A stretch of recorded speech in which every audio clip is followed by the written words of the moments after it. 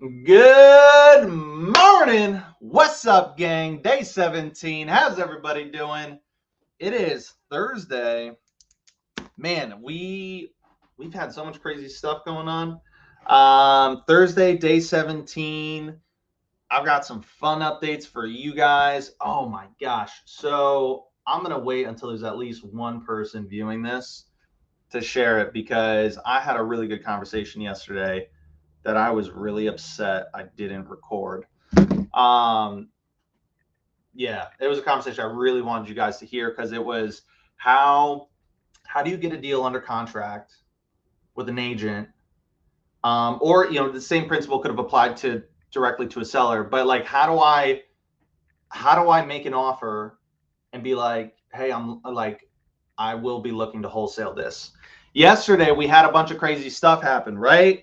It was like all this drama with the deal. Now, that was not a deal that I contracted. That was a deal that another wholesaler brought to me, and I'm bringing a buyer to the table for it, right? And he wanted a JV on it. So the only reason why all that drama happened yesterday was because of how things were framed and positioned from the start, from kind of when he contracted the property with the agent. So when he contracted the property, he was like, hey, it's like, I'm the buyer, I'm going to be buying this, like, I'll be paying cash. I don't and like for him, he was like, yeah, there's like, no, I'm not wholesaling this at all, whatever the case may be. Excuse me. So, and like, that's how you can get in trouble. You don't want to do stuff like that because then you get caught in like really awkward spots like yesterday, and then it's like fumbling, and then it kind of hurts rapport a bit. And then like that's how deals can fall through. When what he could have done was there's a way we could have just positioned it from his first conversation with the agent. When they first made the offer and went under contract, there's a way you can position it to where, you know, it like they're on board with it. It sounds cool, and it's like you're being really upfront with everything that's going on. That's kind of conversation I had yesterday with an agent, and I was able to make an offer. Um, yeah, so pissed I didn't record it for you guys. Hopefully, we're going to be talking to a ton of more agents. It's only day 17, so you guys are definitely going to get to hear what that looks like. But basically, I'll give you the quick rundown. So it was for that house, that agent we spoke to where it was listed for $399, and she's like, "Yo, if you can make an offer at $320, the deal's yours." And she was like, "We've had an offer at 300, like, and it's not a fit for them. They need a low offer." So I took a look at the property, and one, it was a little hard to comp. It didn't have real like clear cut, comps. Two, so that makes it a little bit tricky. Two, I would have wanted, like, for me personally, I'd want to be below 300 on this property. And I told her that, and I said in an email, hey, look, I took a look at it. For me, I'd really feel comfortable. I'd probably need to be under 300. I was like, can we talk about it on the phone? So I gave her a call. I was like, I took a look at the pictures. And one of the things was there was a comp nearby, like same exact property, and it looked like very similar condition wise, that sold for 325. So, I would say like that's the perfect as is comp. However, that one had an in-ground pool.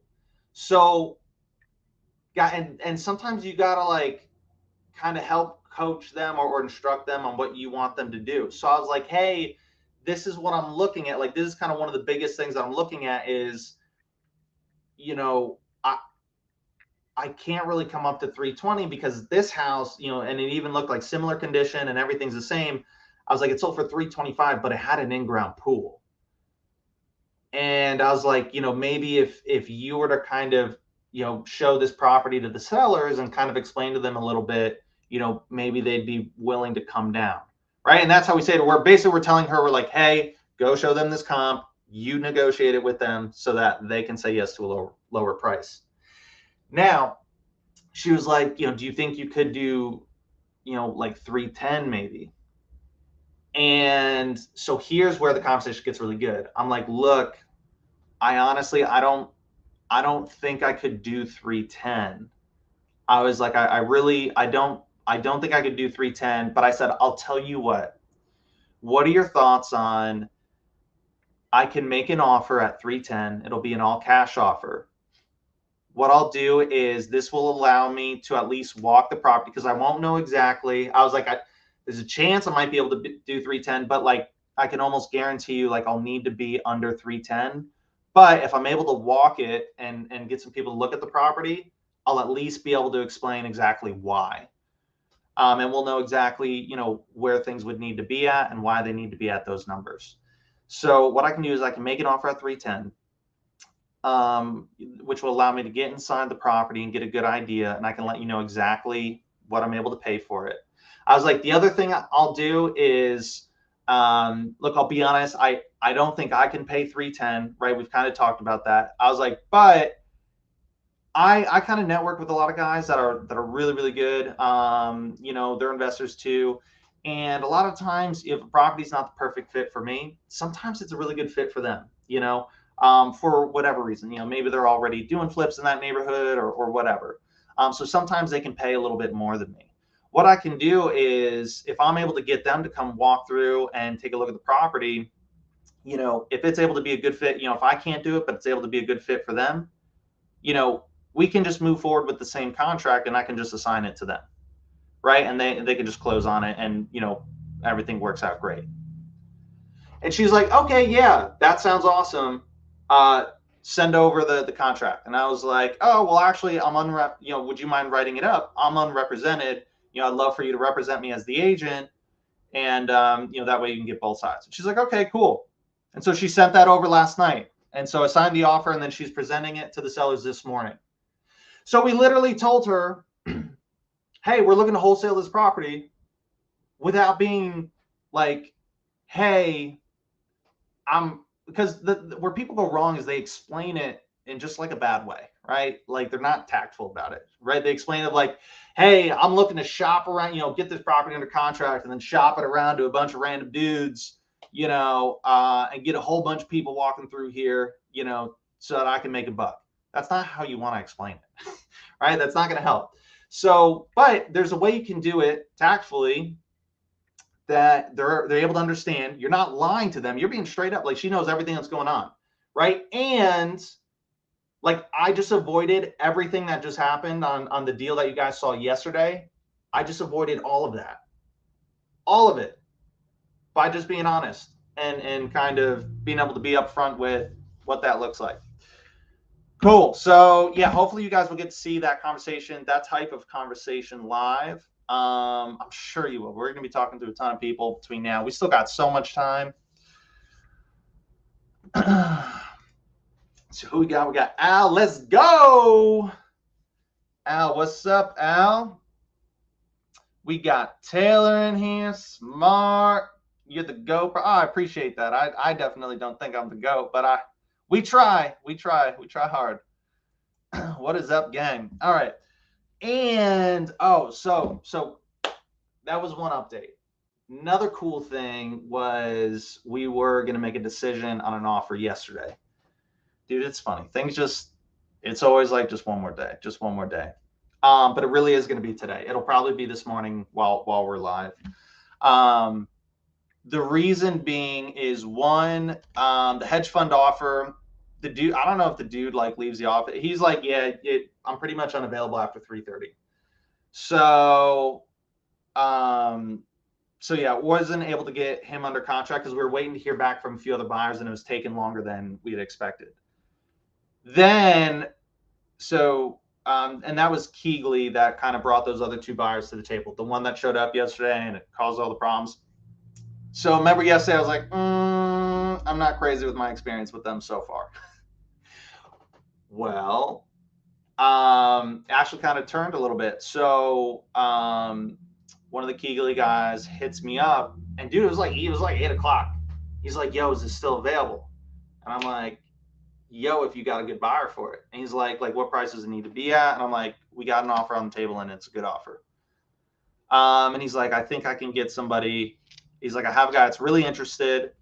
And I think he was saying like it would be at the price that we told him it wanted to be at, which was like 250. So he was trying to get the buyer to sign last night. He was like, yo, I'm pushing the guy. Like, he's like, is it sold yet? And I'm like, the only reason it's not sold yet is because the dude normally doesn't get back to me in the evenings. I was like, but first thing tomorrow morning, it's going to be sold. He's like, yo, just like, hold on. He's like, let me see what I can do. This guy's really interested. I think I can get him at like this price. So I'm waiting to hear back from. Now, the one thing I like people that are willing to work late to get a deal done. Hedge funds are different. It's just like, it's not the same thing on the line. I love that I was talking with this dude. I mean, the last text he sent me was at like 9:40. Now, normally that's like past my bedtime. But last night was a special night. I ended up going to play some soccer. So I was busy doing that from 9 to 10. And I was like, yo, I'll busy during this time, but I'll, if you send it over, I was like, I'll make sure it's signed tonight. And he ended up texting me at like 9:40 and he was like, yo, he's like, give me to the morning. I was like, all right. So we might actually get a sweet offer. I don't know. We'll see. But I mean, either way, it's either them or the hedge fund. Either way, it's a win-win in my book. So that's what we got going on this morning, guys. Or that's the updates from yesterday.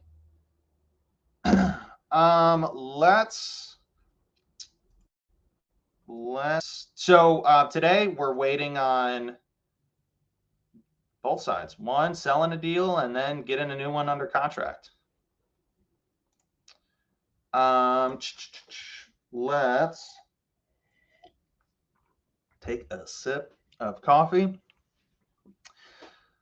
And let me present my screen to you guys. Let me get stuff set up here. All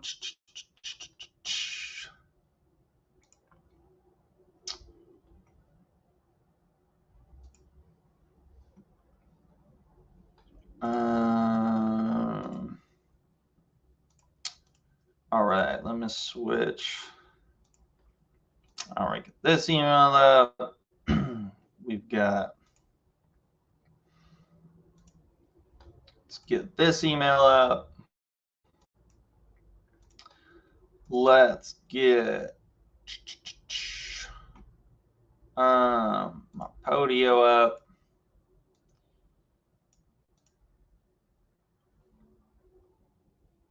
All right. Cool. Taylor, I just saw your email. We'll chat later today for sure. I think I have a guy that might be interested in one of those deals too. That'd be pretty cool. If we were able to do a deal, that'd be awesome. All right. Now let me share my screen. Share screen, entire screen. Boom.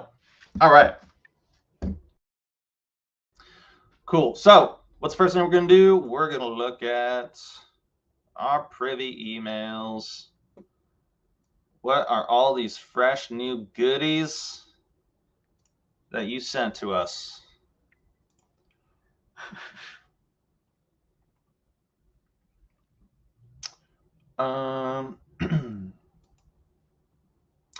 Hey Taylor, props on the comps. I know in the email you had sent me, you guys had you just list the prices of the comps, but I was able to find the addresses and kind of put two and two together. I gotta say, hey, props on good comps. I like your comps. Most people that's one of the biggest things they mix up is they're just a lot of times they push out properties that aren't even close to a comp.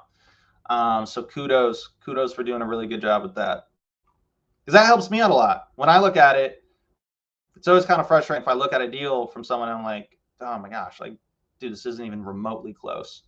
Now I get some properties it's a little bit harder to comp than others, so it's I get that. But dude, your stuff had awesome comps. All right, this one listed 9 days. Cool. Quick interior. What do we got? We got a 3-2. you know, just under 1,400 square feet, 2-car garage, 1985. I like this. What is this flip for? This is a 3.2, 1973. What's ours look like? I always do that. All right, so where is, okay, so it's over here. All right, so it's not like it's like right on the water or anything. Oh, but it sold 07 of last year, so I'm not even going to click on that right now. I want to see what else is there.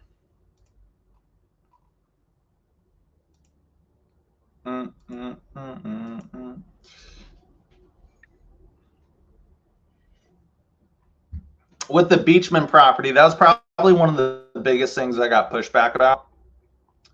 But buyers are funny too, man. They were like, "Oh, those comps are from like September, October, you know, last year." Like, it's totally different market. I'm like, okay, first off, bro, it's like almost the exact same market. I was like, two, they're like, yeah, these more recent comps, they sold at this price. I was like, dude, it's also like middle of December. I was like market wise, like, yeah, that's the slowest time of the year. I was like, come on, if we're gonna look at the whole picture, let's look at the whole picture, man. But when using older comps, just know, yeah, if it's last summer, I feel like I've said it a bunch, but yeah, guys are gonna give you a really hard time about the comps. It's not bad to like reference them, you know, if they kind of help suit what you're trying to push. All right, so let's see. All right, they're all 3.2s. I like that. So let's sort by year built. Actually, let's do by sold date. So 265. So ours is listed at 269. Where is this one located?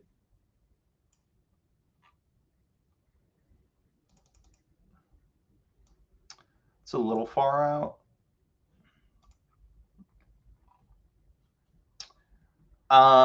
But you know what? This is a good hedge fund property. I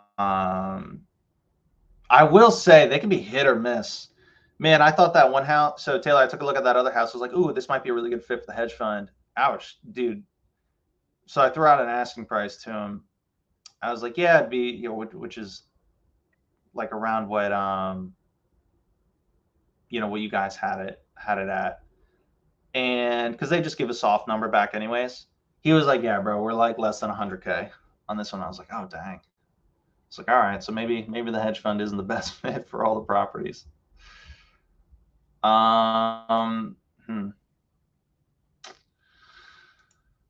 So a little difficult. This dude's, yeah, so this was last summer.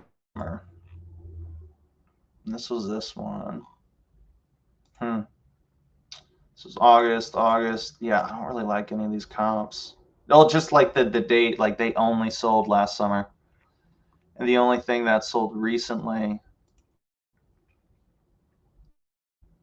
recent-ish, is this property.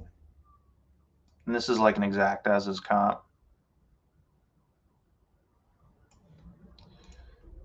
So looks retail.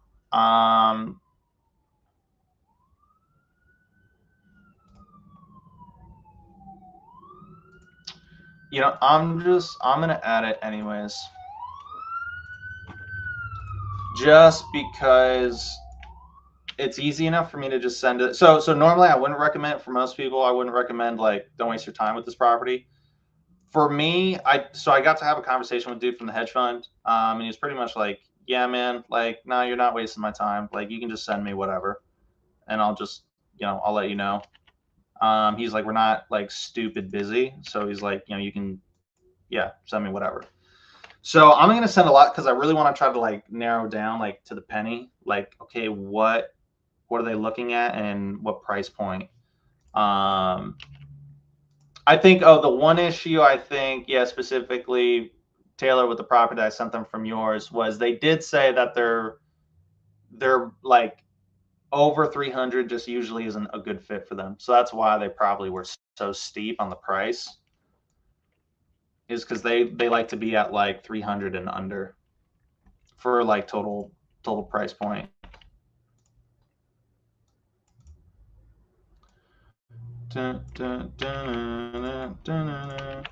But doesn't mean it's not a good fit for somebody else. I liked your comps on that one.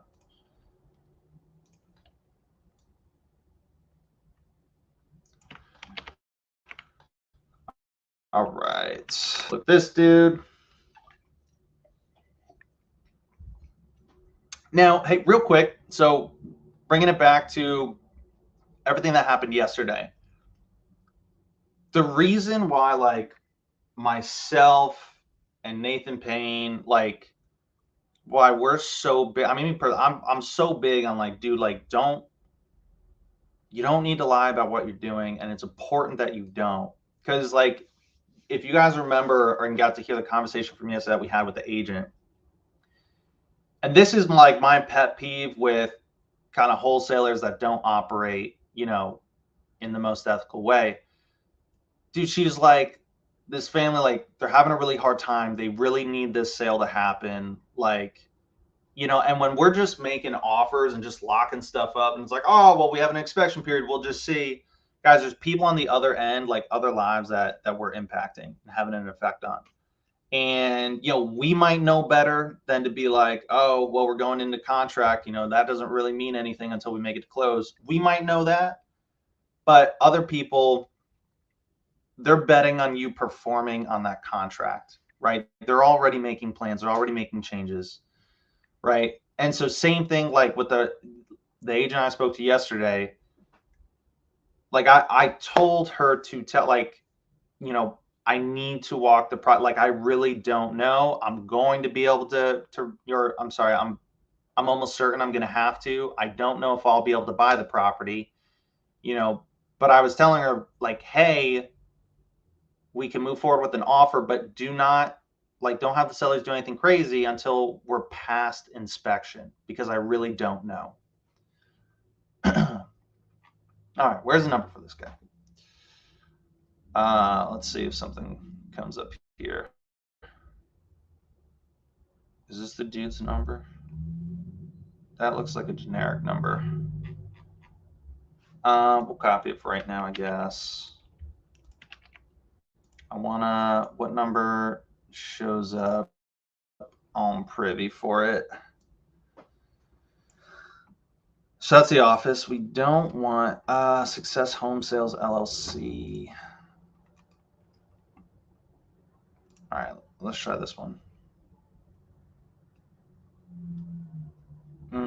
Oh, so I think that's the same office number. You know what? We're just going to take this also, and we'll put it back here. So there's two numbers.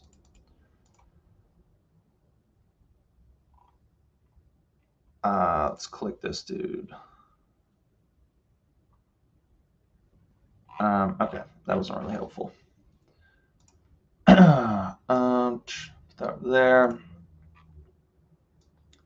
All right, so this one I think we already moved it to past. We got all its info saved. Cool.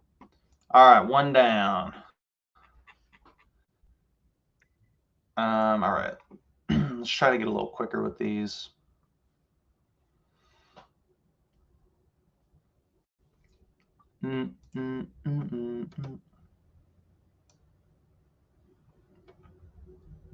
Bro, how about that conversation yesterday with the agent? Dude, I'm still shocked about it.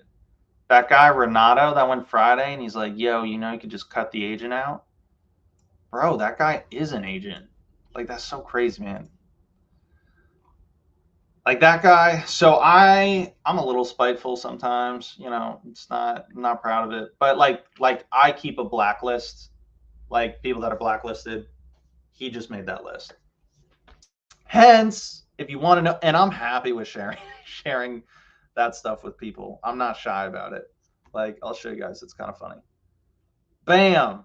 He just went from top buyer to bad buyer. Real quick. Now, here's one thing. We're only hearing one side of the story. So, before you just kind of write somebody off, at least call and try to have a conversation with them and see if they have like their side of the story. Like, hey man, like, how'd the walkthrough go on Friday? And see if, you know, the story matches up. Because sometimes, trust me, there's three sides to every story. There's what they say, what the other person said, and there's what actually happened. And it's shocking how different stories can be sometimes. All right, let's look at solds. So we've got a 3-1, 1,400 square feet. So these are all 4s and 3 2s. So I don't like that all these have two beds. I'm sorry, 2 bathrooms, and ours only has 1. Ours is listed for $340, which seems pricey. If I just take a quick look at this, I mean, it's sort of in the upper middle half. Let's sort by date. What are things selling for recently? So let's take a quick look at our house. It doesn't have a garage, 1,400 square feet. The interior, very basic. And where's this? All right, it's like North Orlando. Let's go back to those comps. So this is a 3-2, 1,400 square feet.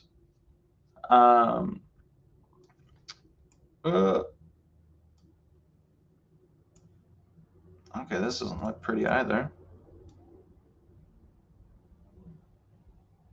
Oh, I'm kidding. Just kidding. There's a 2-car stall garage. I thought that'd be the case.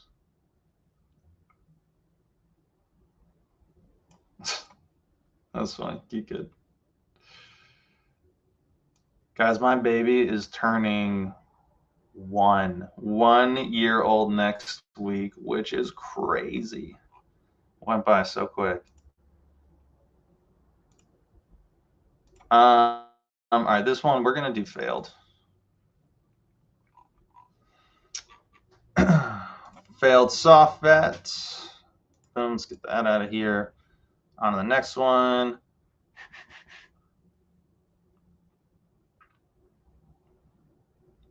Oh, that's what we're going to do this morning too. I was able to get the details. We're going to do some direct to seller calls today. I hope they pick up.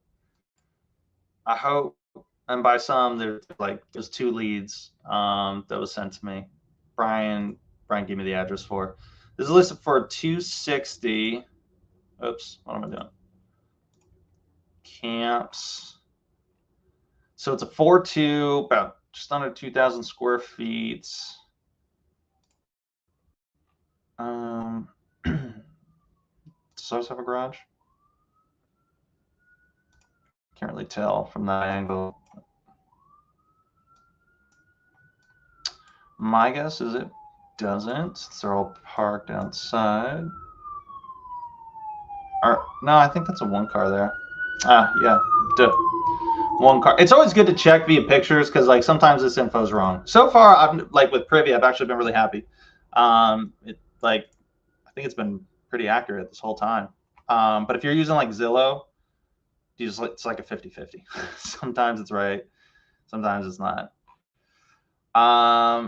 This is a 4-2. This sold 07.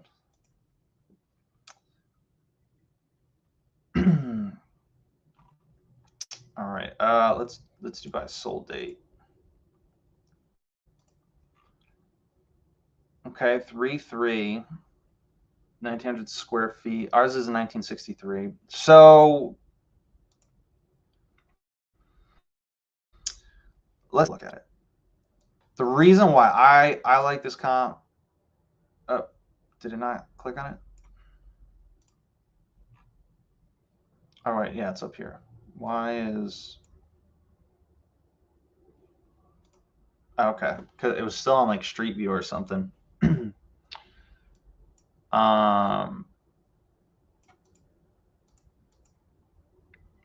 nice.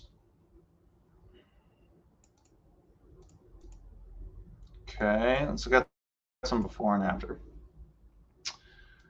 All right, dang. So, yeah, a little bit of paint goes a long way. It looks like a new roof.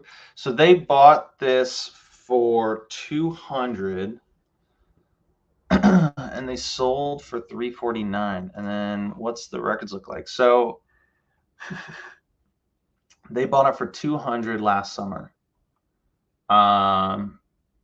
Pretty much right at the start of July. And then it got listed in October. It sold in January. So what do they start at? 369. Okay. And then ended up selling for 349.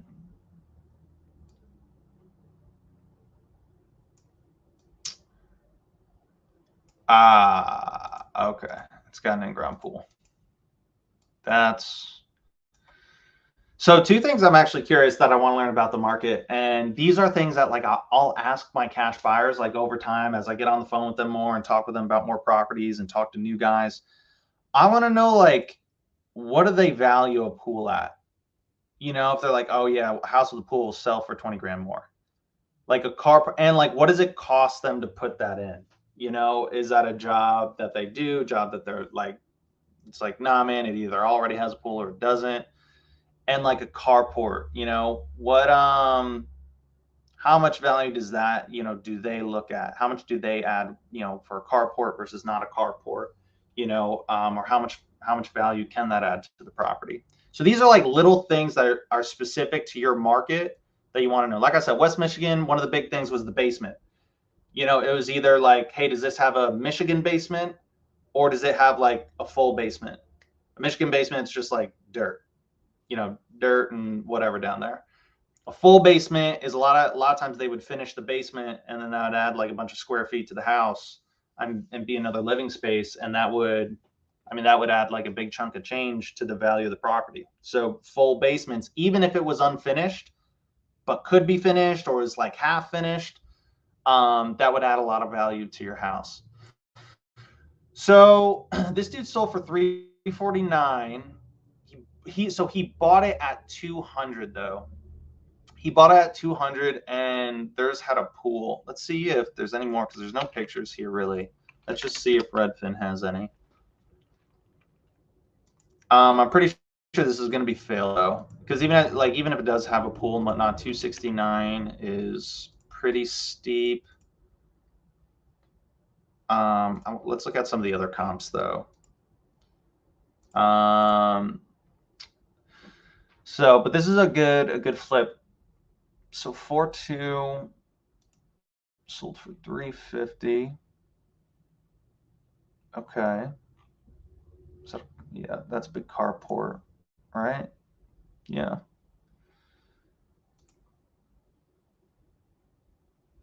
So let's see. I'm curious if this one has a pool.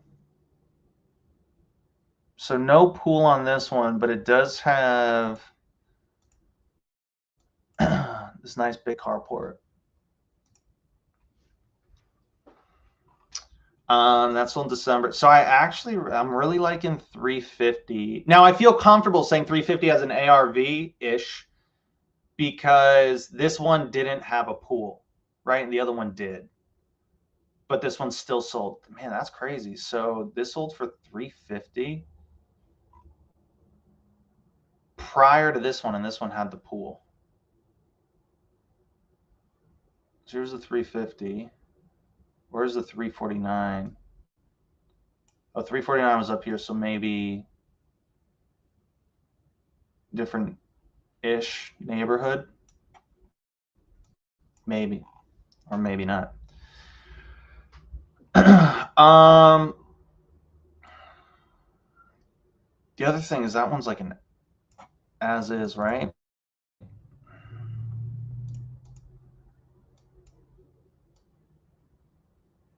Yeah, this one doesn't even look that crazy. All right, we'll pass it. We'll pass it and we'll make a call on it. When in doubt, make a call. Right, as we learned with that one house, which was crazy. All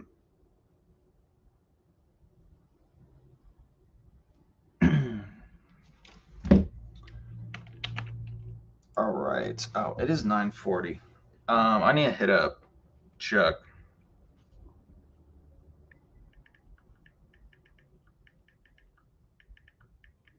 Hey Chuck, what's the update?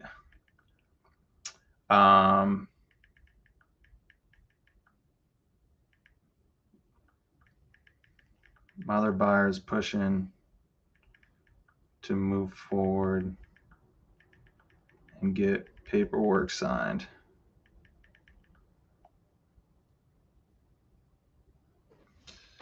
Put a little pressure on them.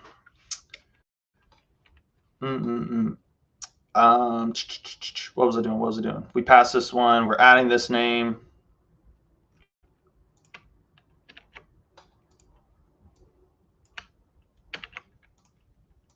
Man, I'm curious. Have through kind of, we're only on day 17. Are there any like questions that you guys have? Anything in particular, like in our process so far, that you guys have questions about? Anything I could maybe help you guys out with as far as like an answer for something? Either about the process. Hey, how's this work? Hey, why don't you do this instead? Or I don't know. Any questions at all? I am open.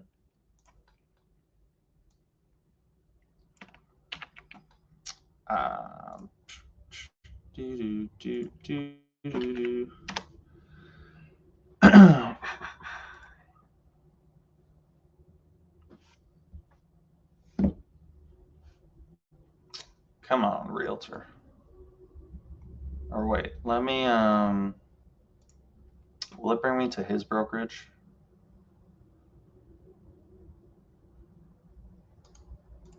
Let's see.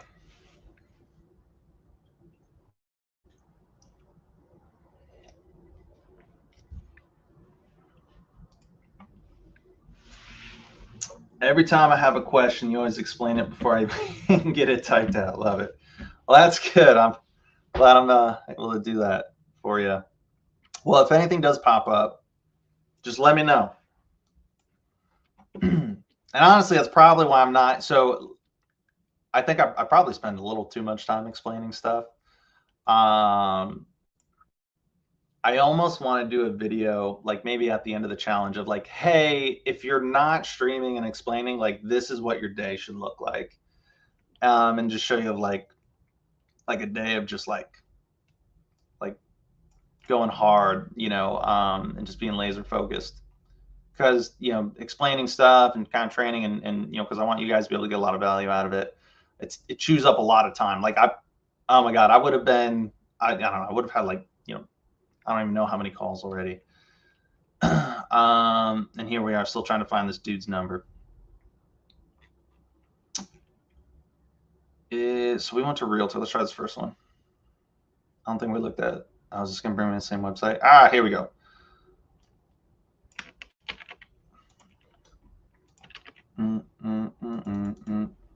Yeah, I was talking to a guy, Brian, actually. So that's why I was a couple of minutes late this morning, because I had the training with him. And as always, I always go a minute or two over.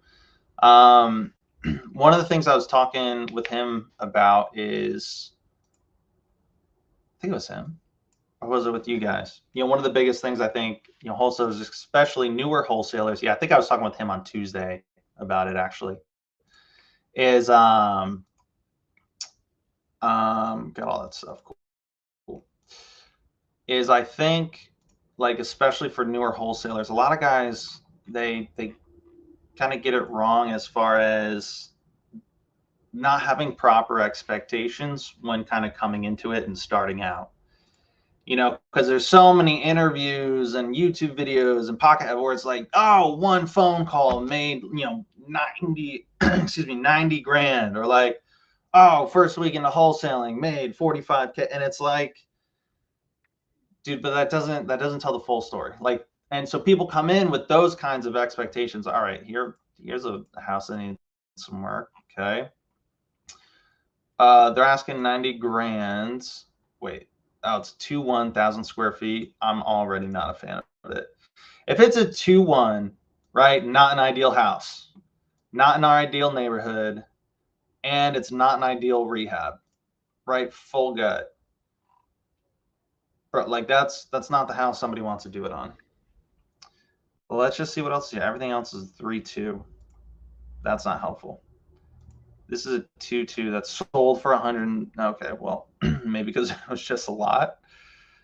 But still, like for 3-2s, we're looking at like a 200K price range. You know, maybe 225. Well, no, because these are all last summer. What's under contract? 3-2. Yeah, I'm just gonna fail this property. Just because yeah, I just don't want to deal with this kind of property. It's going to be a lot of headaches. I'm not saying you guys shouldn't call this one, but like this is a house to where it's going to be really hard to sell this house. And I'm going to need it for way less than 90, like way less. And he's probably not going to want to take what I want. And it's like, it's not a property where like I even want to make the effort. I'd rather make the effort on good properties. Like the Beachman, that's a really good property. So that's why like we kind of went the extra mile for that one. But when you're newer and you don't like you're still learning, got like take that mentality and go the extra mile for every property, right? Until like you learn and start doing deals. Like if I was brand new, absolutely, I'd call that thing up.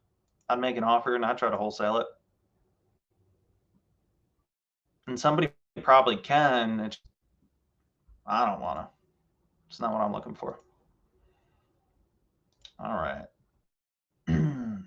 Let's look at this one. Sunset Drive, Mount Dora. All right, not ideally where we want to be. So 289. Oh, is this? That's one thing I have not been checking. Did I fail the other property? The one I just looked at?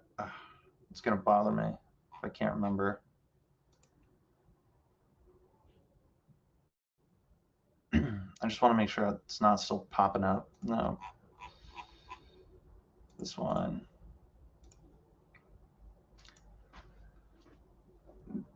Let's click on it, manage lists. Okay, I did. I'm just going crazy over here. All right, so let's look at this property. So it's listed for 289. It's 3-2, 1,900 square feet, one car, garage, 1971. All right, what's this February one?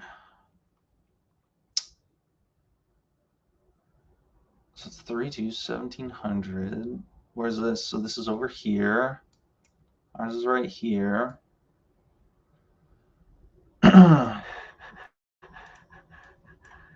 What's this? Excuse me. 3-2, 1,800.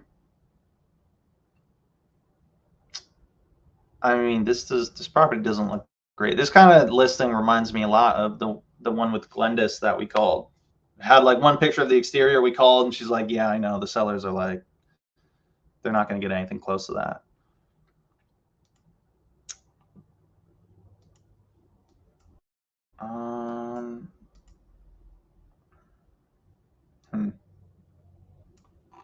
It's under contract. 375, 560. You know what? We'll have a conversation with it. Not really our ideal area, but we will have a conversation. Wait a second. I knew Sunset Drive looked familiar. Let's see, is this the same dude? No, this is Amanda. With Harrison Property Group.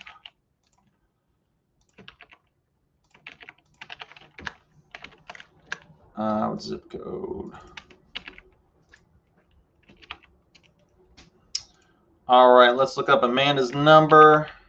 How many more do I got? Because I want to start making some calls. And I need Chuck to get back to me. Come on, Chuck. All right, we did this one. Let's do this one. Did we pass this? I think we did.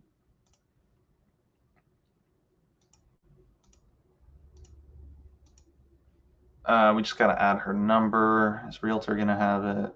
Let's look here. Oh, it's a sponsored. I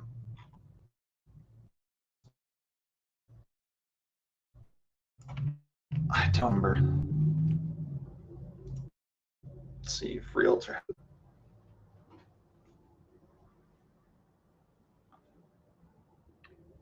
There we go. Yeah, I think it's the same thing. All right. Uh,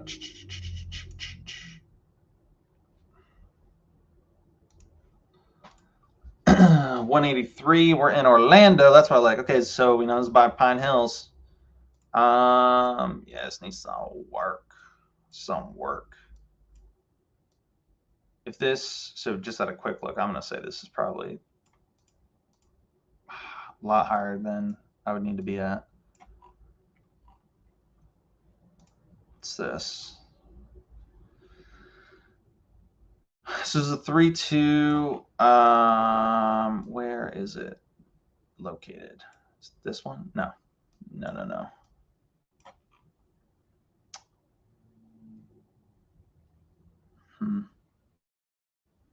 Let's see what's right around ours.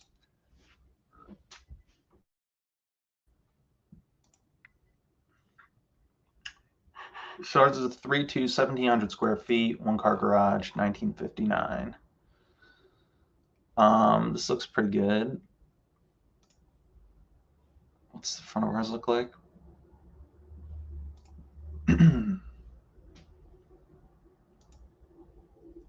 This is under okay, so this is nice. Does this have a garage?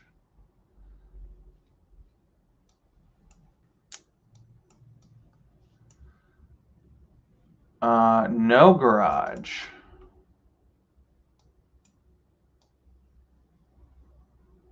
The interior looks really nice.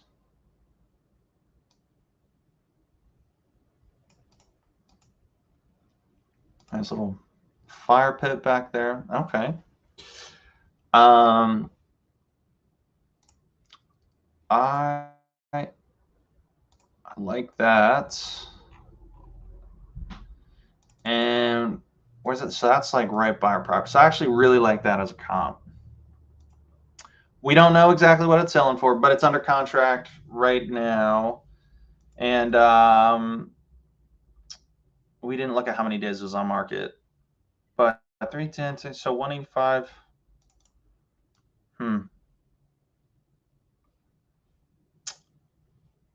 If I could get it cheaper, we'll call on it.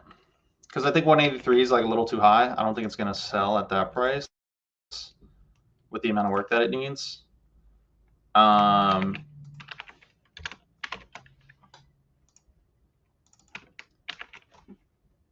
I liked the recent comp that's there too. Patty Rue, Haru.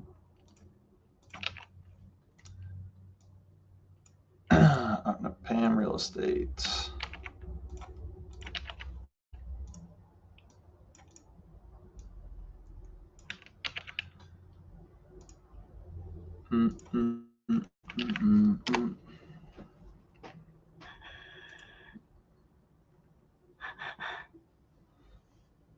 All right. Boom, love it. Phone number. Throw in here. Save. What am I clicking on? Next one. All right, we're done. Awesome. Cool. Which is just regular email. Let me. Where's the from Brian Taylor? Got your new properties. Got to take a look at those today. We're looking at 220 here. I can't remember which property I sent him. What am I looking at? I'm looking at Brian. Okay, and then I'm the. Okay, so this house.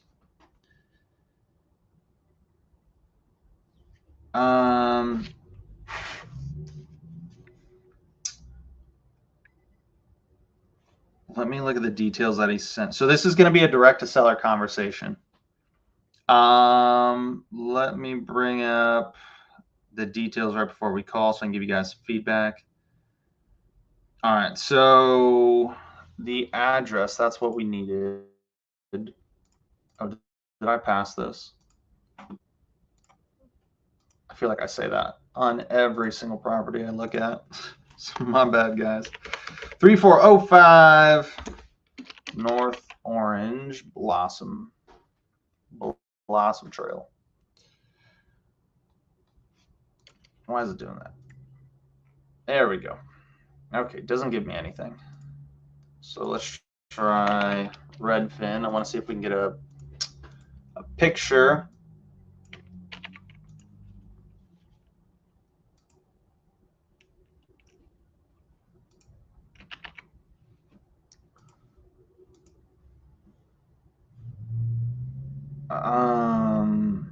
Oh, that's what he said it was. So I forgot. So this, it's a tiny house. I think this, like, he even said the person was on like the tiny homes, like TV show or whatever. Not what we're looking for.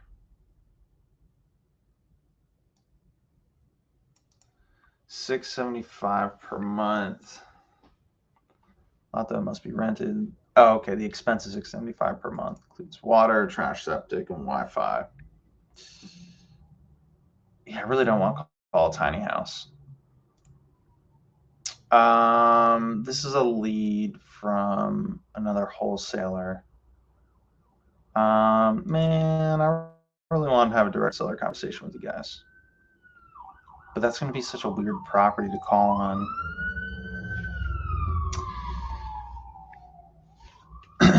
You know what? We'll call her anyways.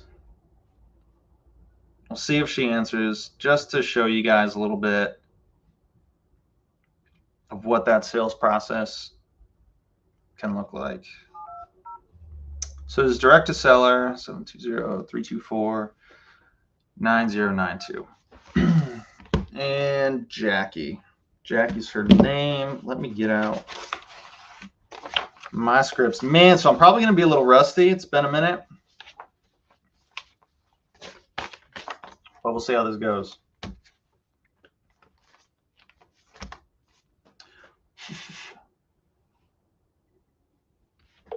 It is cold.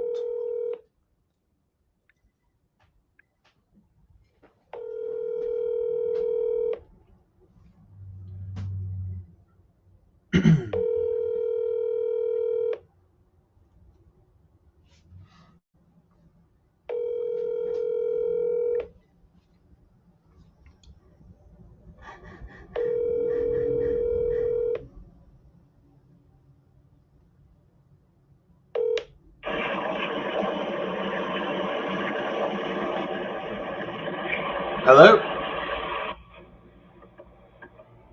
Hello? Yeah, I don't know what that was. Let's try that again. So it's a Denver, Colorado number. Interesting.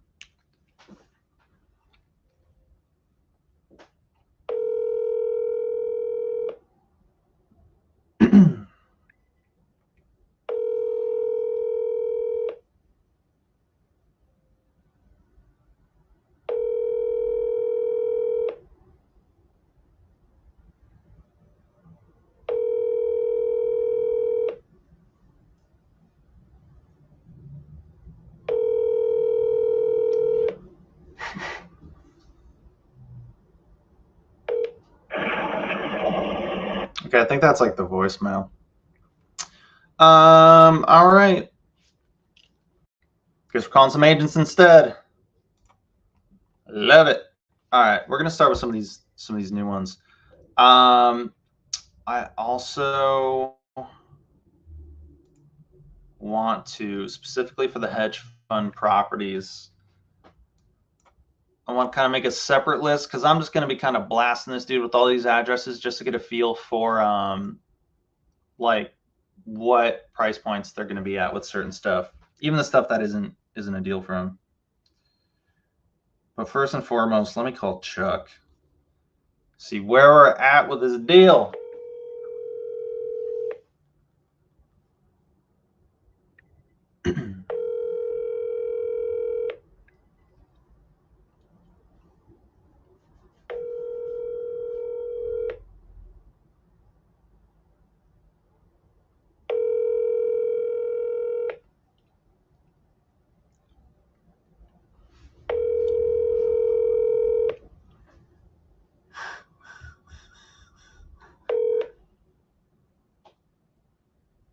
Please leave your message for 2. And we're gonna call him again.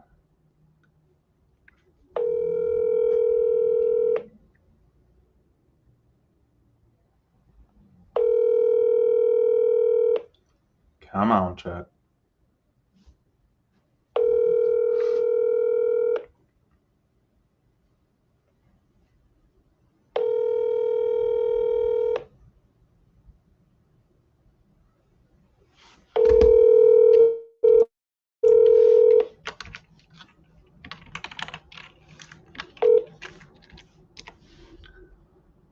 Please leave your message for 240579228.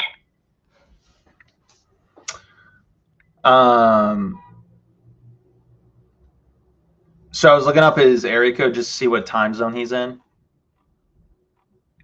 Because, like, if he's in California, you know, I'd be calling him at like 7 a.m. right now, which would make sense why I haven't heard from him.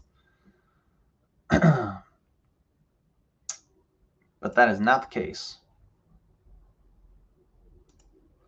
All right, that's fine. We'll hear from him. Rail's asking for an update. We're just going to put everybody on hold until we hear back from Chuck. All right. That also might be, well, no, because he's not in California. Okay. Let's call some agents. I want to go back to, I'm going to call some of these properties because I remember I really liked some of these. So we're going to bring up the address. What? Why does it keep doing that?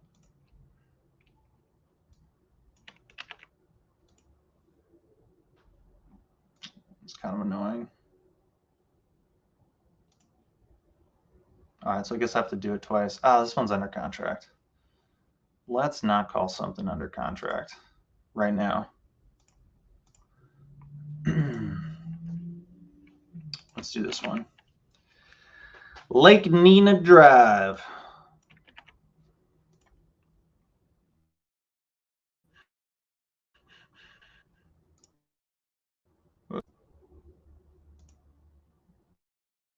Oh, come on. There we go. This is also under contract. That's why we got to be quick. All right, we're gonna go back to here.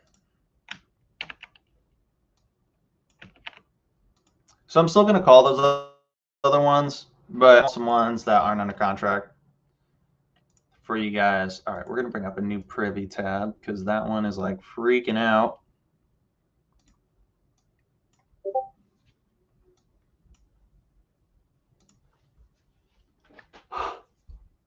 Gosh, why are my hands so cold? What's going on? Dude, I know, man. I think preview is just, sometimes it could just, I don't know, has like a moment where it's like a little finicky and you just got to close it out and open up a new one. Not a big deal, but okay, here we go. Gilberto. Oh yeah, he's one with the mold. Yeah, let's call this dude. 646 263 3951. Your call has been forwarded to an automated voice messaging system. 64626333951 is not available. At the tone, please record your message. When you've finished recording, you may hang up or press 1 for more options. Hey, Gilberto, it's Nathan. I was calling about one of your listings. Give me a call when you get the chance. Number's 845-853-6551. Thanks. All right, on to the next.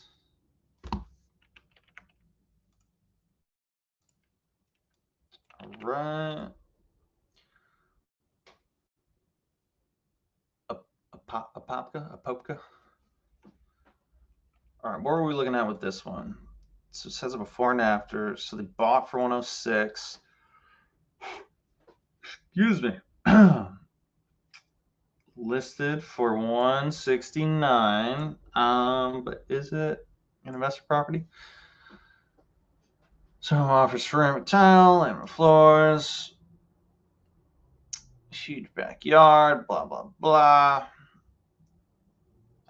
Sold as is, only cash offers with 0-day inspection period considered, or rental loans with 0-day inspection period. Okay, interesting.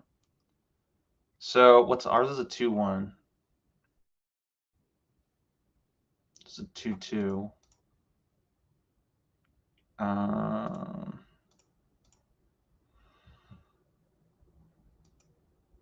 This 2-1 sold for 205. Okay. Ours doesn't have a garage, though, I don't think. It's been listed for 2 days. 3 bedrooms. So this was a 2-1 brought to a 3-1. Oh, yeah, I think this was the comp I was looking at. Put a little carport. All right, let's call this dude up. Call him Wade. Come on, Wade, pick up your phone for me, bud. One thing I will say is I don't get many calls back from the agents. Like when I call and leave a voice, which kind of blows my mind. But yeah, it's surprising.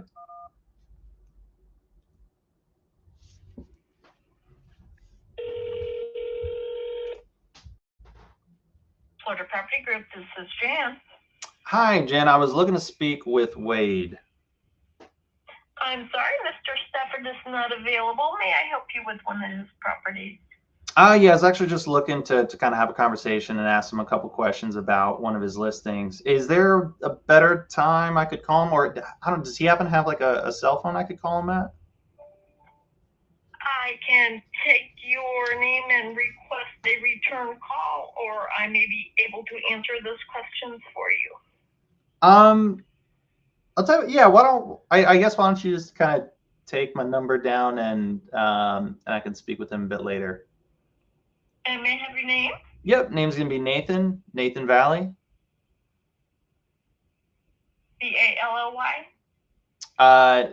Valle, no Y at the end.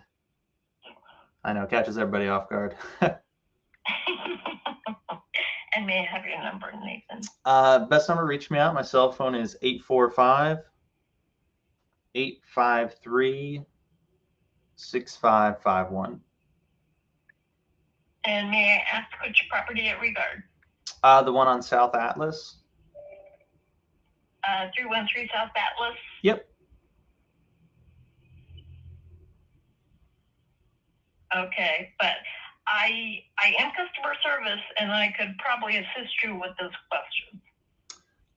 Do you know, have you spoke with sellers much?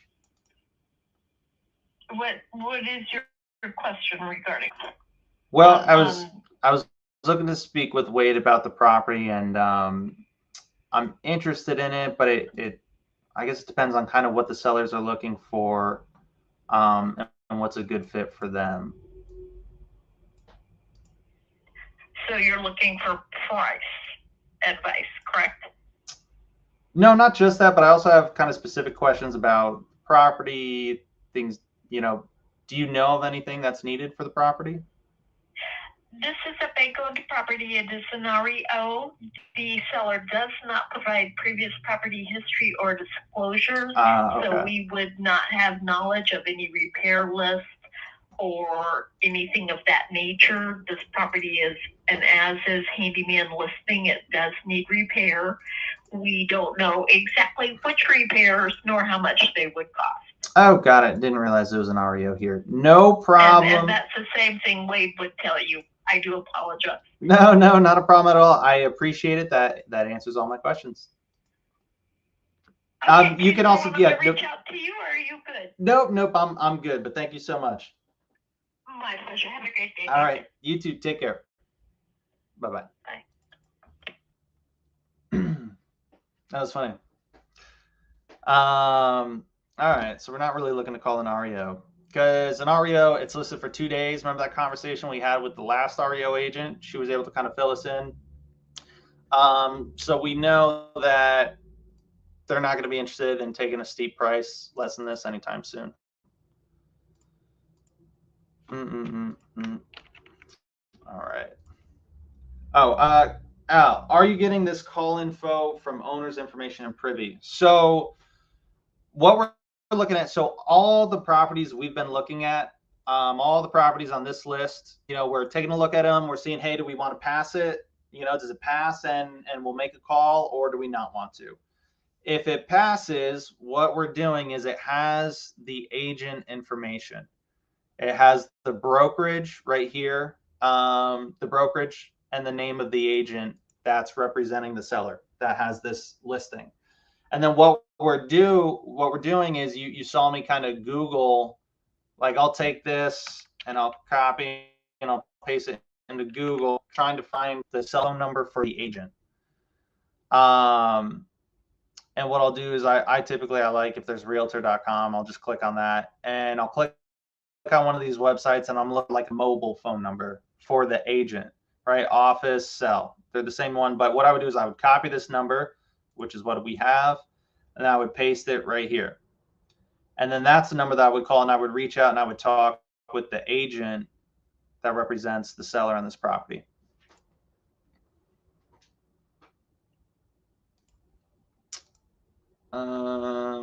Okay, so we failed that one. Did we? I think we copied the new address. Oh. All right.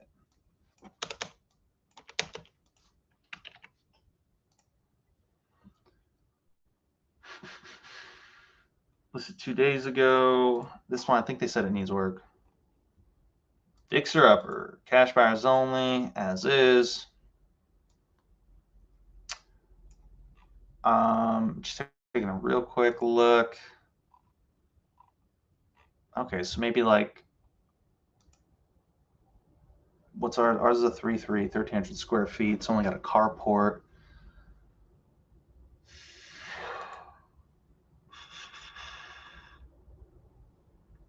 Oops.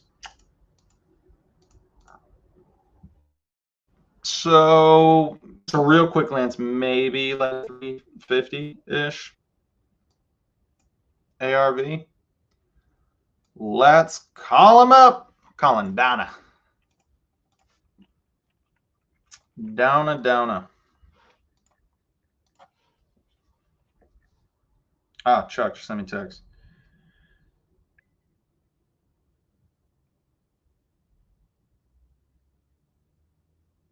Oh, that's so frustrating. So Chuck just texted me. He's like, no word from him yet. He has a partner who funds all his deals, and he won't know till the end of the day. Yeah, I can't wait for that. If you have a bar ready to go, take it. Yep, that's what I'm going to do. All right. Well, they tried. Now, if this was my deal, I'd push the envelope and try to wait because, you know, we're talking about like a 10-ish, you know, $10,000 to $15,000 difference. That's a pretty good difference. The other thing is, like, we spoke with it, like everything's cool, like we smooth things out, like, you know, she believes we're going to close. We know this is a property that can close. You know, so if the guy does say no, it's not like we're like I'm very our other buyers a hedge fund where they're just like, yeah, just like let us know and we'll do it. So I'm not worried about like the deal falling through. So that's why I would be willing to risk it. However, it's not just me making the decisions, right? It's a JV deal, and I've got to, you know, look out for the other guy too. I know he wants this thing to close, and he's kind of freaking out about getting earnest money in. So we're going to move forward with the other offer. Also, the guy's got to wait on his funding partner. My guess would be the funding partner. Like, my guess is he wants to buy it at the price that we want, but the funding partner is going to underwrite it and be like, nah, I don't know, man. It's a little too much. That would be my guess. I could be totally wrong. But we will see. So first and foremost,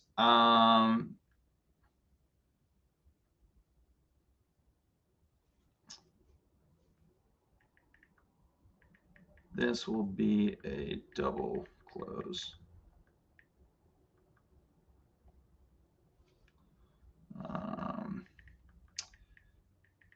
And Miguel, this will be a double close. Nathan. Okay. So as the hedge fund, he's like, hey, is this going to be an assignment or a double close?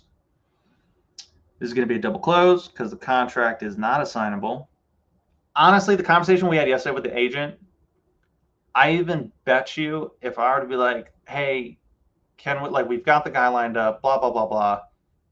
You know, do you mind, like, we make an addendum to where we make this assignable just because it'll save us a couple bucks on the extra closing? You know, this other guy there, we were going to buy it, but, or we were interested in buying it. They actually, for whatever reason, they really, really want it. You know, are you against doing that? And we're willing to put, you know, 5,000 down, non-refundable, which is going to come from your end buyer. So I'm not going to mess with all that on this deal, but like those are things that you can do, right? So things like you can have a non-assignable contract and then it can always get changed. That's a cool thing with real estate. There's so many different options. All right, let's call this dude up.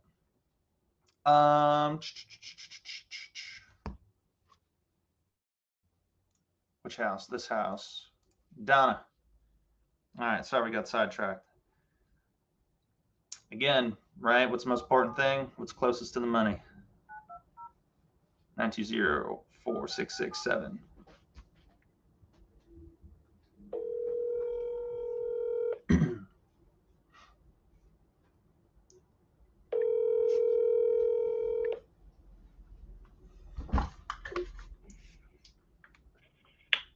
This is Donna Pastor with Coldwell Banker Realty.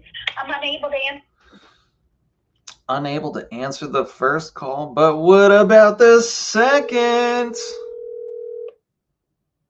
I'm so corny. Thanks for putting up with me, guys. I appreciate it. Has anyone here ever done like the P90X program? It's like a old school workout program that was really popular. Hold on. This is Donna Pastor with Coldwell Banker Realty. I'm unable to answer your call right now, but your message is very important to me. Please leave your name and phone number after the tone. Thank you. Hey, Donna, this is Nathan Valle. I was calling about one of your listings that I'm interested in. If you could, please give me a call back or shoot me a text. This is my cell phone. Number's 845-853-6551. Thanks.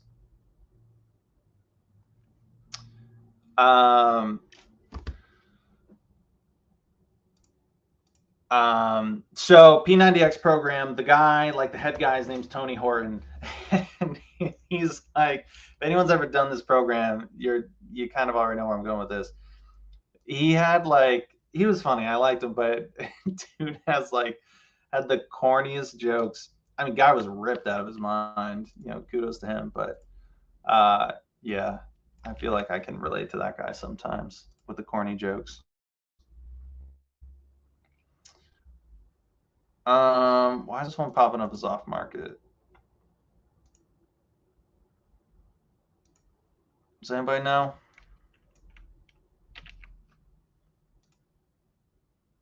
Well, let's see. Was it listed and then taken off?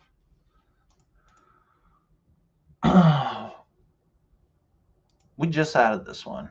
All right. I don't know why that's being weird. Let's go back to here.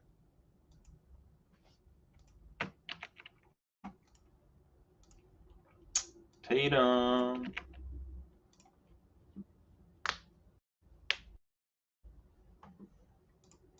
That's a nice house. Why did I want to call this house? Oh, is it because it's a hedge fund house? It's a little. Now I'm curious as to if he'll be able to give me a number on this one. Yeah, I mean, no, this one's. Why did I even put this in here? This had to have been for a buyer. No. No, I mean they bought it for 240, selling for 275. They didn't do anything new to it. They only held it for like a year.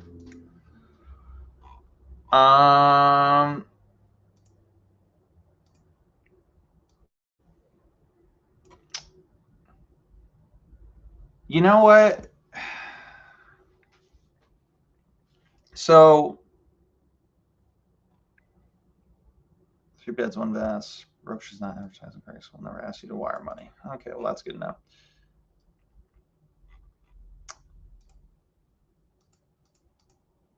I wonder. This could be like creative finance opportunity for all you guys that want to hear those creative finance conversations that you guys love so much.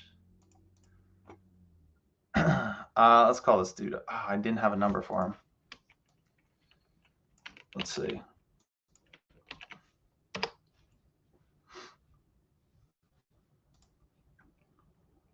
I see a mobile number there. Spencer Lindahl. I wonder if he has any relations to a David Lindahl. So David Lindahl was the first like real estate seminar I ever went to. Like when I first was like, oh, yo, real estate's cool. Like I think I want to like get into like real estate or real estate investing. I spoke to a guy that I thought he was really wealthy. I have no clue if he actually was or not. But he was like, oh, this is the route you want to go. And basically he was talking like commercial multifamily. So I went to a David Lindahl seminar and I was like, dude, this is awesome. Fell in love. And then after like a year of going down a rabbit hole, I worked at like a commercial real estate brokerage in Manhattan for a little bit, for like 5 minutes. It was longer than I was a realtor.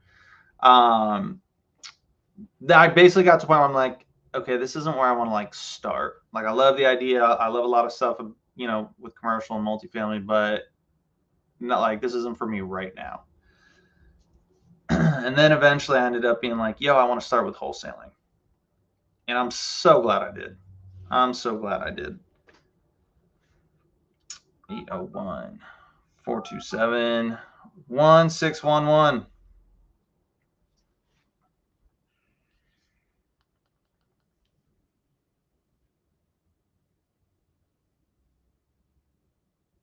Is it gonna ring? It's just like not ringing. Your call cannot be completed at this time. What?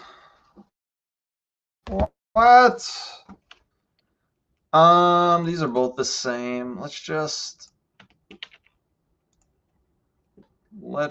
try.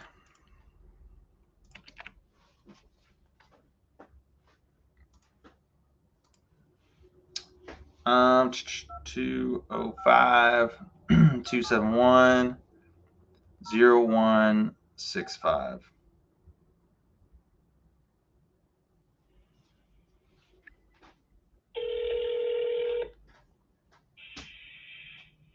calling Main Street Renewal. We're looking forward to helping you. Please listen carefully as our options have changed. For English, press 1. Para servicio en español, presione 2. Honestly, we're not even going to deal with all that right now. That was going to be like 5 minutes of getting the operators to get to like the voicemail of his office phone. We're just going to mark this as red because I can't even remember. I don't know why I put it here. Yeah, I don't know why I would have put this as pass. I'm actually put this as failed. I'm such an idiot. I put it as cash buyer research. All right. Now, the reason why did I think I'd call this for a creative finance deal? Because when we looked at before and after, one, it's the exact same property. The dude bought it December last year. Oh, I'm sorry, bought it in December. So basically he bought it at the start of 2022.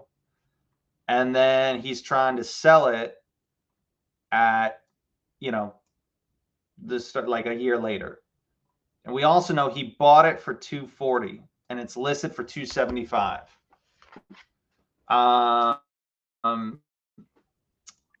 And he's got to pay a listing commission, right? So it's like this person is probably going to lose money on this house. They probably have a mortgage. They're going to have to pay realtor fee. Now they could have paid cash. Either way, this person isn't like, they didn't buy this house to flip it. Whatever reason they bought it for, they didn't buy it for a flip. All right. Next house. Hold on, I gotta check my email, see if what's his name got back to me.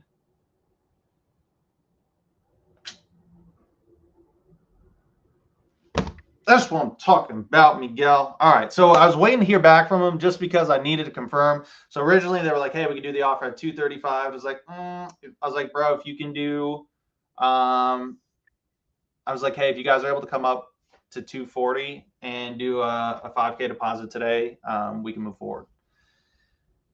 And he's like, "Yeah, let me check." And boom, he said yes. So that's what we're going to be going forward with today. That's pretty cool. Yeah, I'll make some more calls while I'm with you guys, and then I'll get those details finished out today. So pretty much like when I'm done here, what I got to do is like he needs the info for like the title company. They need to make an earnest money deposit today. We're going to be doing a double close with them. The way they're doing their contract, they already inspected the property, so they're doing it's like 0 days due diligence. In what case, and what we're doing is we're using, we have to call the title company and let them know, hey, their money is serving as the earnest money for our contract with the seller, and that's how you're able to do the earnest money without. And guys, here's the other thing on this house: earnest money was supposed to technically be in on like Monday or Tuesday. So, I mean, don't get yourself jammed up, but it's like everything is negotiable, right? If you're upfront, if you're honest, most importantly, if you're always doing the right thing, right? There can be a lot of flexibility. Okay.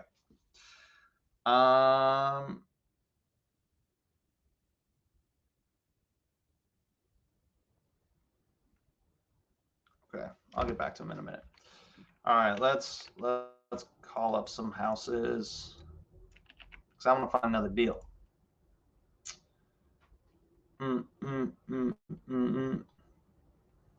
We're making money, guys. Dude, I hope all you guys are like pumped up. Day 17, and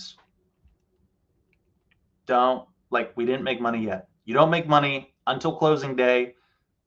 You don't make money until after closing day, after it's funded into your bank account. Why? Because just because you have an agreement with both people doesn't mean it's going to make it to close. Just because you make it to close doesn't mean it's going to go through.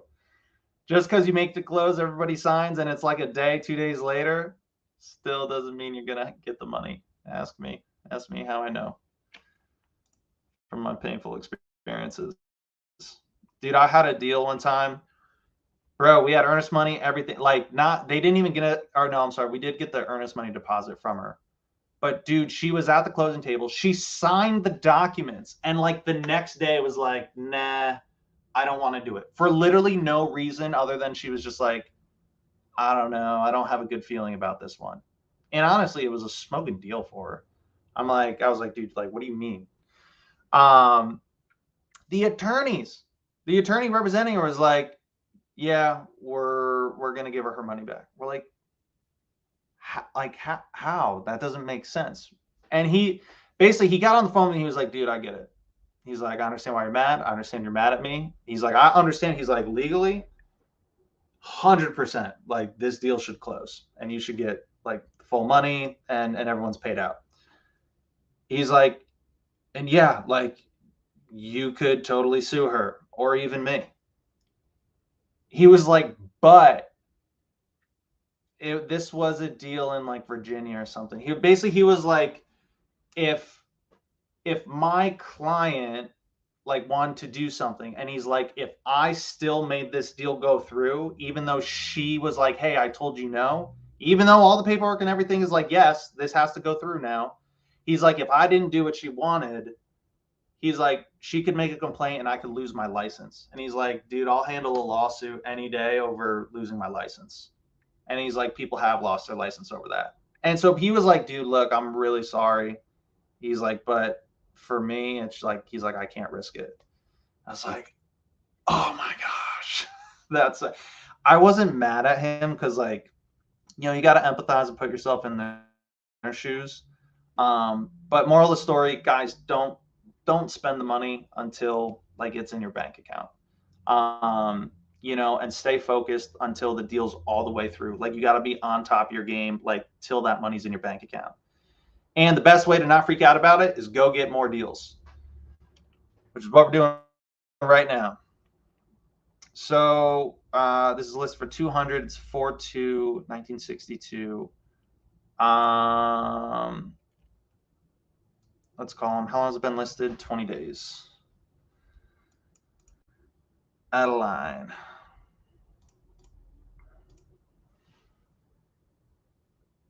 Oh, come on, phone.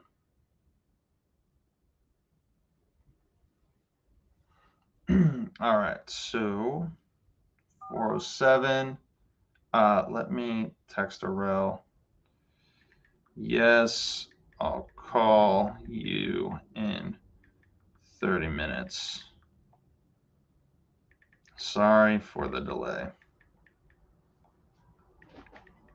All is good.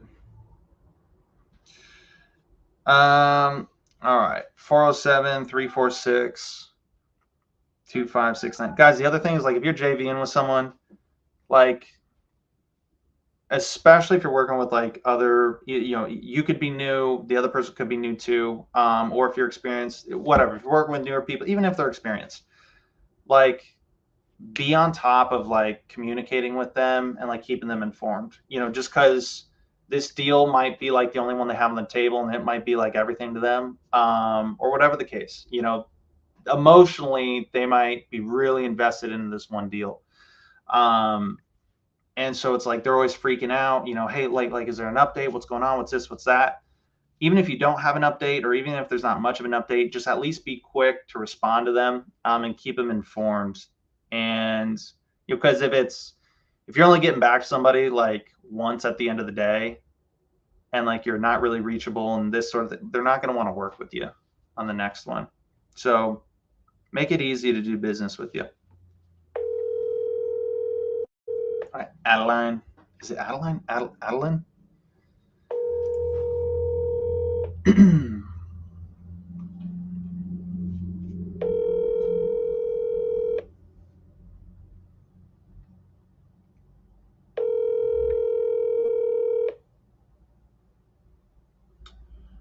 Bro, we have not spoke with an agent yet. It is 10:30 on a Thursday morning. George Abraham at 407-346-2569. Our office hour is Monday, 10 to 2, Tuesday, And on Wednesday, it's 10 to 1, include Friday 10 to 1. Please leave a message and I'll return your call as soon as possible. Thank you. I think this is an REO. Hey, this is Nathan. I was calling about a listing that I saw. If you could, please give me a call or shoot me a text. My number is 845-853-6551. Thanks. Excuse me. Now, one thing, guys, is how am I calling properties when I'm just taking a look and then I'm calling them up? I have no clue what I could offer them. How am I able to make this call? Because I'm not making an offer on the first call, and no matter what, I'm always going to say pretty much like, yeah, I'm going to be under, or like, I'm probably going to be under, or I might be under. But basically, I'm trying to have a conversation. I'm trying to feel out if there's motivation, right? If there's flexibility on price. And then I'm always kind of leading the conversation with like, okay, let me take a closer look and I'll get back to you with kind of exactly what I think I could do. Right. And that's exactly what I did with the house I'm waiting to hear back from Glendis. Right. We're just searching for motivation. We don't need to know exactly what we can pay just yet. We'll take a real quick peek just to get a general idea. Because if it is priced really well and you're calling like the same day that they have listed and you're like, yeah, I'm going to be under, and the guy's like, dude, this is a steal, then it could sound kind of dumb. But so 4.3, 1850 square feet, 2-car garage, 1960. Okay, I like it. Everything's like in the 4s. Where is Gotha? Over. Okay. It's like West Side Orlando. West Side. Let's call up Liz.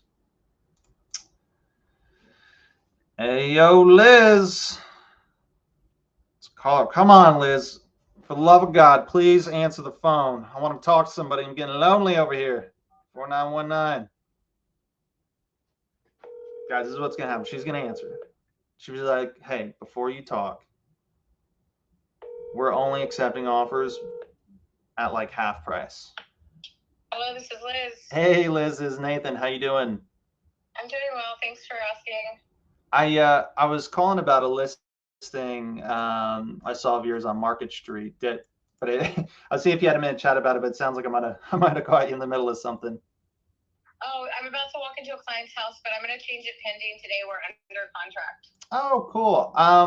Well, I'll tell you what. Why don't you hang on to my number? If for whatever reason, if something falls through or if it looks like it's not going to work out, I'd love to reconnect with you. Okay, perfect. Do you? And sorry, just lastly, yeah, I know this one. You said you're going under pending today.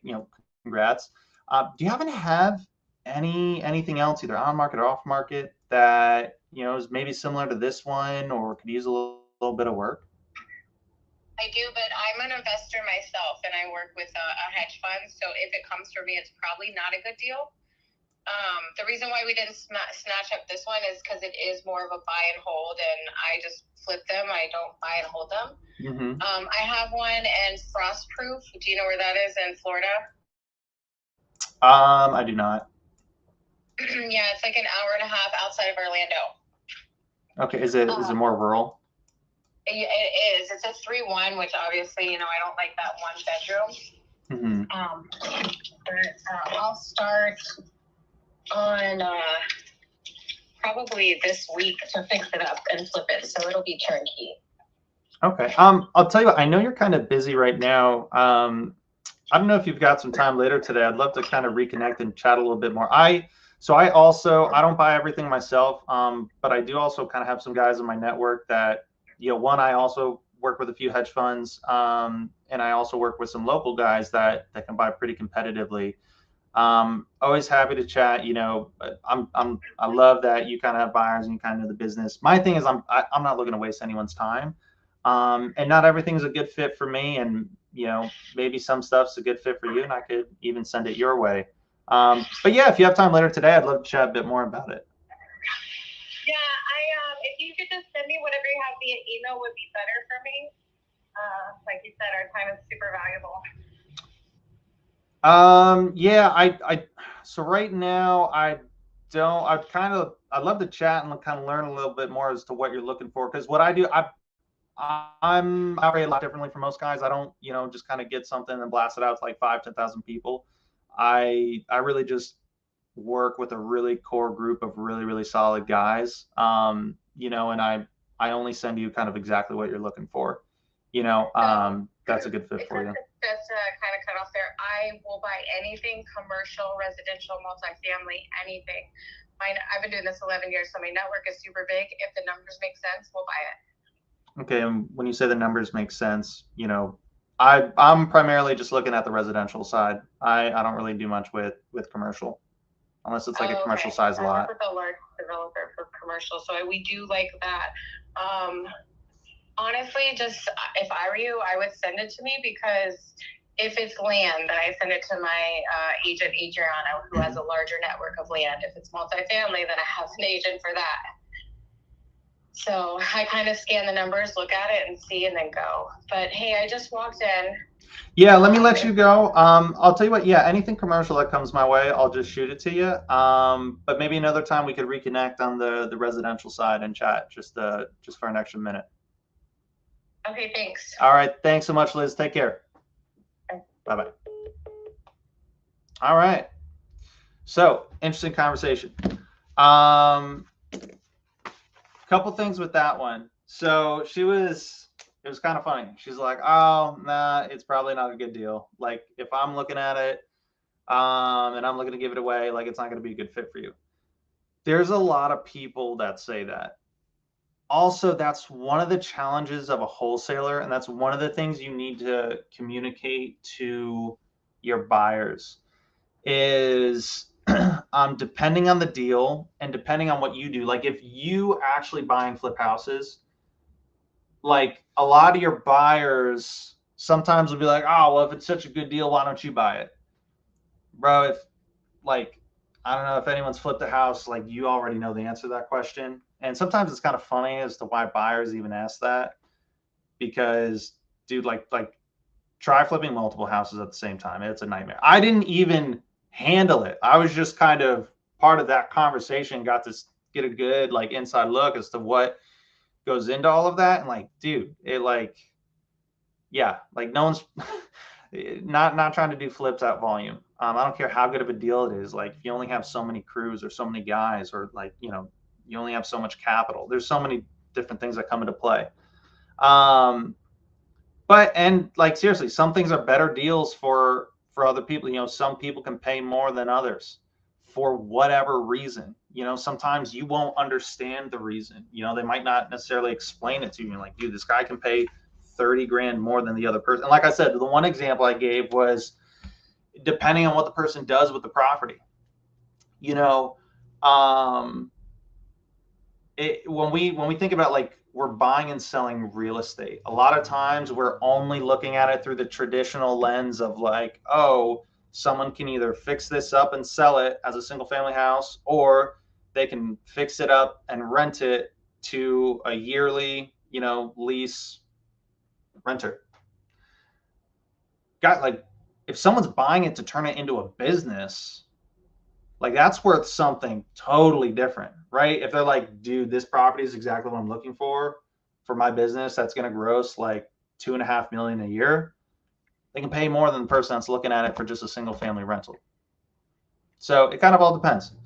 But also, what was great with her, dude, that's a great relationship to have for the buy side too, for someone I can send deals to.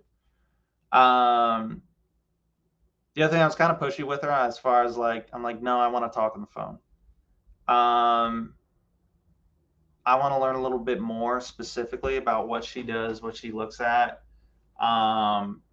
Because people be like, oh, I buy everything, I buy everywhere. And it's like, no, you don't. It's like, because I'm going to send you like 3 or 4 deals and you'd be like, oh, no, I don't do this area. Or like, oh no, I don't buy at this price point. Or like, that. It's so I always, that's kind of one thing that maybe sometimes I'm a little too over the top about. I'm not into the like, yeah, I buy investment properties, here's my email. Like, no, I'm not interested in that. I want to get to know you. I want to get to know what you're doing. And the funny thing is, that's what they want to, for the most part, because then it allows me to better serve them and send her like exactly what she's looking for, exactly what her buyers want. And then I'm able to be more effective. She's able to kill it on her end, and her buyers and stuff are going to love her. And it's just a win-win. But sometimes you got to kind of push people in that direction. Okay, cool. So that's this one. This is pending. So we can just save that. What we'll do is we'll mark it here as green. That we already called on it. And then what I'm going to do is I'm going to add her to cash buyer.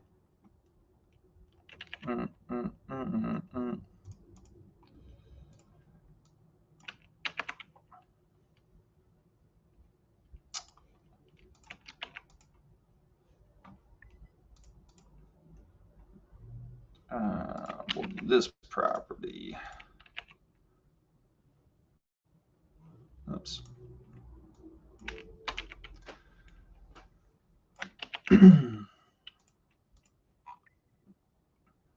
She prefers email, which I don't have her email. I don't think they have the emails in here.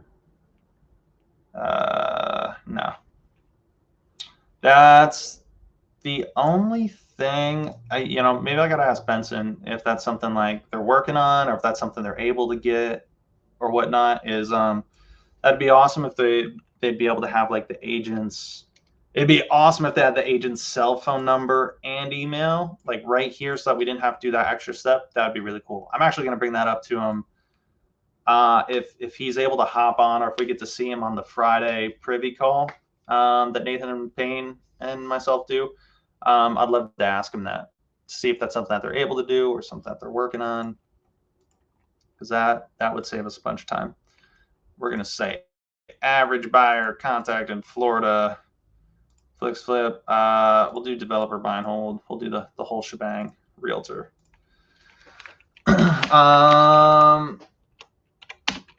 RE agent and investor.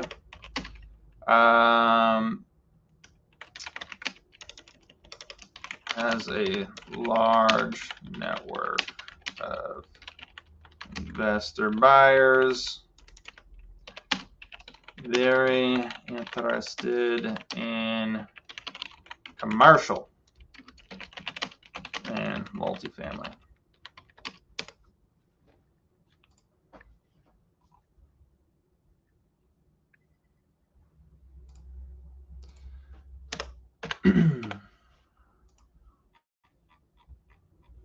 Cool.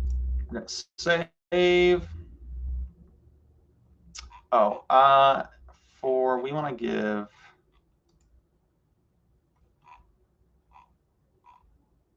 What? Do I not have? Ah, silly me. I meant to put her as a realtor. I put her as a buyer. We can do both. All right, I'm going to do that later. Let's try to get one more call in. Actually,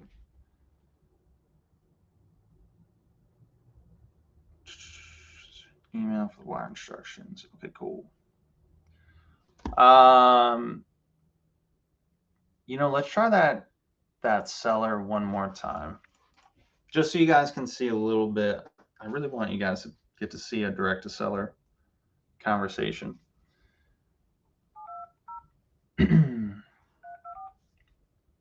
9092.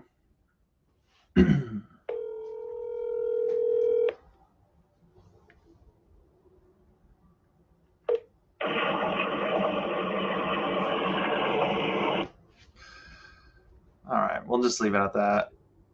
They sent us straight to voicemail. All right, let's call another realtor though.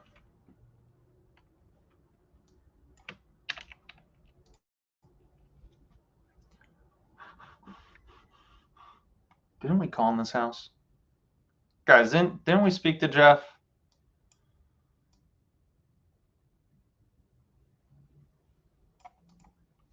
I could have sworn we spoke to Jeff. So this is in Pine Hills.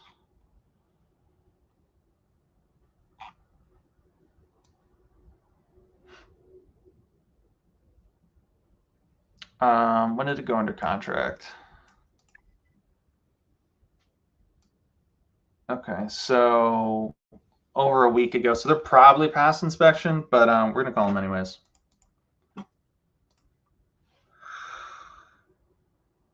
Jeffrey. Let's call him up. 727-364-1970.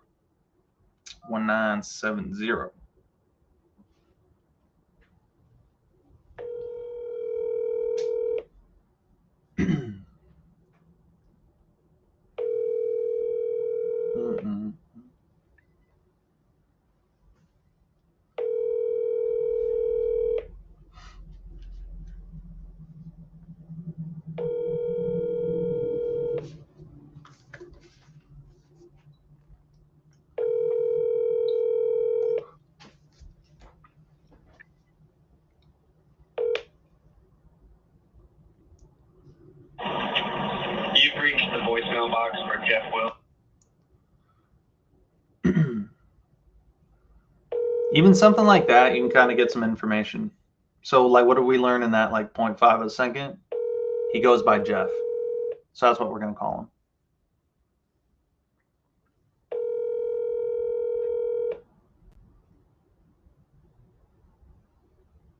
Because little things like that can kind of hurt your rapport too.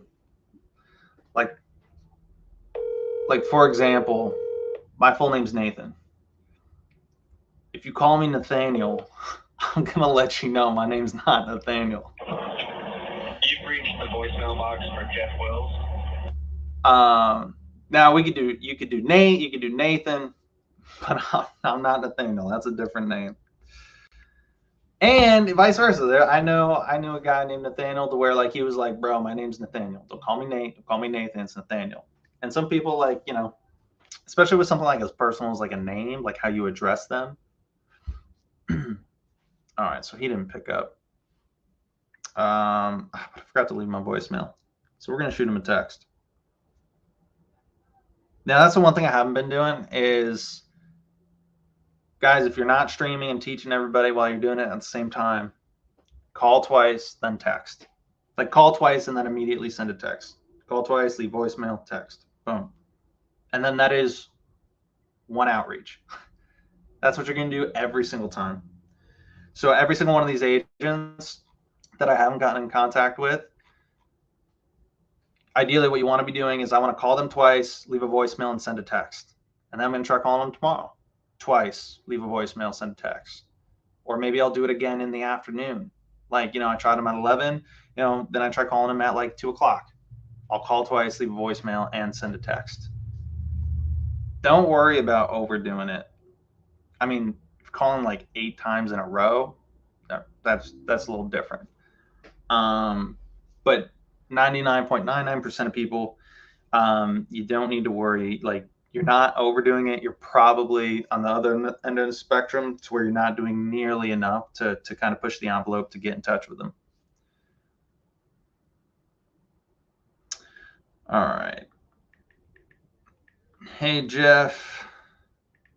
This is Nathan Valle. I saw a listing of yours and am interested. Is there a time today we could chat? Question mark, send. Cool. What does that bring us to? 10:55. We will call it there for the day, gang. So what updates am I going to have for you guys tomorrow? So pretty much, right, you know, as soon as I get off here, I got to give a call, update, you know, the other wholesaler on where we're at with the deal. You know, I'm going to be on the phone with the title company, getting them set up so that they can deposit EMD today, signing the contract with them, getting that paperwork kind of all in place. And then, you know, also contacting the agent on the deal that we have, and setting up the closing date. So I think we're probably going to set up closing date for like probably Tuesday, Wednesday next week. I think Wednesday. So it's kind of getting all that stuff set up. So that's pretty much what I'm going to be doing for most of today. I'm also going to be getting back in touch with the agent that we made the offer to last night, right? When, if some of you guys didn't see it, I was so pissed I didn't record the conversation, because it was the perfect conversation that showed how you can make an offer, and tell an agent that you're looking to wholesale the property and you're going to be having a bunch of people look at it, how you can make that offer successfully and how they can be totally okay with it without, you ruining the deal or like it sounding really, really bad. That was an awesome conversation, and she's presenting the sellers with the offer this morning. So we're going to be hearing back from her probably at some point today as to if we're getting that property under contract. And I pretty much told her, hey, I'm going to have a bunch of other people walking the property. 2, I am almost certain we will need to renegotiate this. And 3, so I already told her, like, 1, I'm having other people look at it. And 2, I am going to renegotiate this. Like you can let them know. And I told her, I was like, let the sellers know we can move forward at this price, but I can almost promise you we're going to I'm going to need the reduction. And I kind of gave her an example of a property as to why, and I instructed her, hey, maybe try showing this property and explaining it to your sellers, so that they can kind of have a better understanding, right? So we also kind of coached her a little bit on what we want to do and instructed her for helping her to renegotiate with the sellers, because she wants to get the deal done. And then if that were to get under contract today, then it's getting buyers all lined up for that one. So, and then it's calling more agents, right? So we want to keep doing lead gen, getting more deals coming our way, because we've got buyers lined up. Yeah, so that's what we got going on. So I got a lot. Hopefully I have some cool updates for you guys tomorrow. Otherwise, guys, have fun. Happy Thursday. Guys, go take action. Make some phone calls. Talk to some people. Get your buyers first and foremost. First and foremost, have your buyers lined up. At least you don't need a million. You just need a few. But at least, at the very, very, very, very least, just have at least one. Just one good buyer, so that you can honestly say that you have someone you can go to buy the properties. Otherwise, guys, I will see you tomorrow. Tomorrow will be Friday, 9 a.m. Eastern. Go hop in a minute here. Go hop in. Go watch Nathan Payne. Show him some love and support. And I'll see you guys tomorrow. Take care, guys. See you soon.